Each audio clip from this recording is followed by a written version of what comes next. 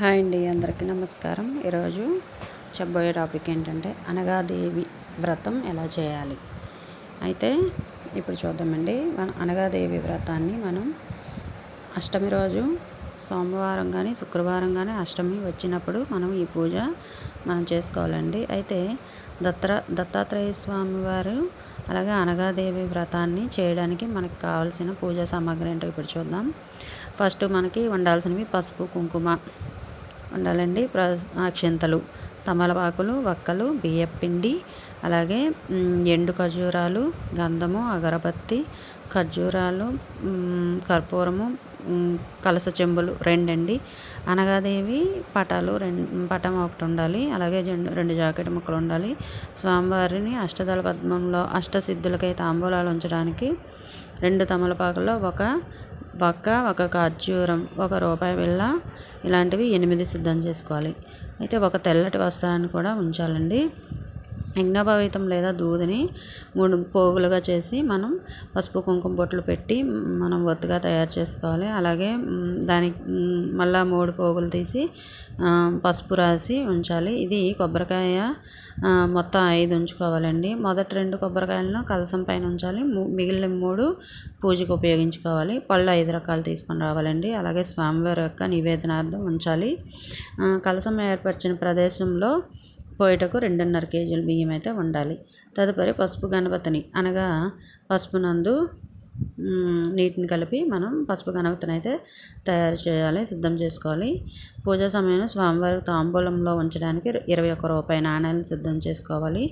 ఈ విధంగా పూజా సామాగ్రిని అంతటినీ సిద్ధం చేసుకొని మండప మండపంను అలంకరించి అష్టదళ పద్మం యొక్క మధ్య భాగంన 2 కలశాలు ఉంచి కలశం చక్కగా పుష్పాలతో అలంకరించి సిద్ధం చేసుకోవాలి. వాటితో పాటుగా పంచపాత్ర, ఉద్దరణి, అర్చన సమయంలో స్వామివారికి నీళ్లు వదలడానికి మనం ఒక పళ్ళెం అయితే ఉంచుకోవాలండి. ఈ వ్రతం చేయి సంకల్పించిన దంపతులు ముందుగా వారి పూజా గృహాన్ని సిద్ధం చేసుకొని అనగాదేవి వ్రతం పటాన్ని అయితే మనం అలంకరించుకోవాలండి. అలాగే బియ్యం పిండి, పసుపు కుంకాలతో అష్టదళ పద్మాల యందు అన్ని మన తూర్పు, ఉత్తర, పడమర ఈ దిక్కులన్నిటికీ అలాగే అష్టదిక్పాలకులందరినీ కూడా మనం ఆహ్వానం చేసి మనం ఈ కలశాన్ని అయితే ఏర్పాటు చేసుకోవాలండి. అయితే పసుపు, తెలుపు, ఎరుపు కలిగినటువంటి దారాలను 3 పోగులుగా చేసి కంకణం సిద్ధం చేసుకోవాలి. ఆ కంకణం అనగాదేవి స్వాముల యొక్క కలశం అందు ఉంచాలండి. ఈ వ్రతం యొక్క సంకల్పించిన వారు వ్రతమును కూర్చునే ముందుగా ఆనాటి సంవత్సరమును, మాసాలు, తిథులు, నక్షత్రాలు అన్నీ చూసుకొని ఇవన్నీ కూడా మనం సంకల్పంలో చెప్పుకోవాలి.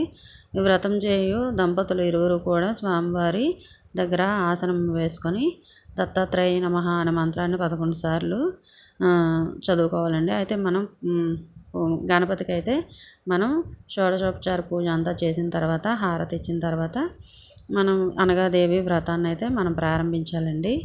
అష్టదళ పద్మం ముందుగా సిద్ధం చేసుకున్నాం కదండి. ఈ ఈశాన్య భాగానికి, అలాగే నైరుతి భాగానికి, అలాగే వాయవ్య భాగానికి ఇలా మనం ప్రతి దిక్కుకు కూడా మనం పూజ అయితే చేయాలండి. పూజ చేసిన తర్వాత ఆవాహనం చేసిన తర్వాత ఆసనం ఇవి షోడశోపచార పూజ అంతా కూడా మనం బుక్లో చూసుకొని చదువుకోవాలండి. తప్పులు అవి లేకుండా కూడా చదువుకొని అలాగే మనం హారతి ఇచ్చుకోవాలండి. హారతి ఇచ్చిన తర్వాత అనగాదేవి అలాగే దత్తాత్రేయ స్వామి అష్టోత్తరం కూడా చదువుకోవాలి. 2 అష్టోత్తరాలు కూడా చదవాలండి. ఫస్ట్ దత్తాత్రేయ స్వామిది చదవాలి, తర్వాత అనగాదేవి అష్టోత్తరం అయితే చదువుకోవాలండి. అలాగే చదివిన తర్వాత మంత్రపుష్పంతో ధూపదీపం, నైవేద్యం అన్నీ కూడా సమర్పించిన తర్వాత మంత్రపుష్పం అయితే సమర్పించాలండి. ప్రదక్షిణ కూడా అయిపోయిన తర్వాత అప్పుడు లాస్ట్లో మనకి అనగాదేవి అష్టమి వ్రత కథలు ప్రారంభమవుతాయండి. ఇవి 5 అధ్యాయాలు ఉంటాయి. ఈ 5 అధ్యాయాలు కూడా నీట్గా మనసు పెట్టి వ్రతం మీద మనసు లగ్నం చేసి మనం ఈ వ్రత కథను అయితే చదువుకోవాలి. చదివిన తర్వాత తీర్థప్రసాదాలు తీసుకొని అయితే మనకి దీనికి తెల్లని పువ్వులు వాడాలి కాబట్టి తెల్లనివి ఏవైనా సరే పువ్వులను మనం వినియోగించుకోవచ్చు ఈ పూజకి. ఈ తాంబూలాలను అయితే మాత్రం మనం 8 మంది తాంబూలాలు 8 ముత్తైదువులకి సమర్పించుకోవచ్చు. అలాగే ఈ పూజను చేయడం వల్ల ఏంటంటే మనకి అష్టైశ్వర్యాలు సిద్ధిస్తాయండి. ఈ పూజ పూజ అనంతరం కూడా మనకి పూజ తాలూకా ఫలితం ఏంటో ఇప్పుడు చూద్దామండి. అయితే ఇహపర సుఖములు కలిగించును ఈ వ్రతము. అలాగే మనం దేని గురించి అయితే మనం ఈ వ్రతాన్ని ఆచరించామో అదంతా కూడా మనకు జరుగుతుందండి. అలాగే భక్తి శ్రద్ధలతో ఆచరించిన వారికి, శ్రద్ధతో ఆలకించిన వారికి కూడా సత్సంతానము కలుగును. అలాగే రుణబాధలు తొలగి సకల ఐశ్వర్యాలు సిద్ధిస్తాయండి. నూతన గృహ ప్రాప్తి కూడా, ఆయురారోగ్యాలు కూడా కలుగును. సద్గురు కృపా కటాక్షములు కలిగి సర్వ పాపం తొలగి మోక్షపదం మార్గము సుగమం అవునండి. అలాగే ఈ వీడియో నచ్చితే లైక్ చేయండి, షేర్ చేయండి, సబ్స్క్రైబ్ చేసుకోండి. మరిన్ని వీడియోల కోసం అందరూ కూడా అనగాష్టమి వ్రతాన్ని ఆచరించాల్సిందిగా కోరుకుంటున్నానండి. అలాగే మంచి జరగాలని కూడా కోరుకుంటున్నాను. శుభం భూయాత్.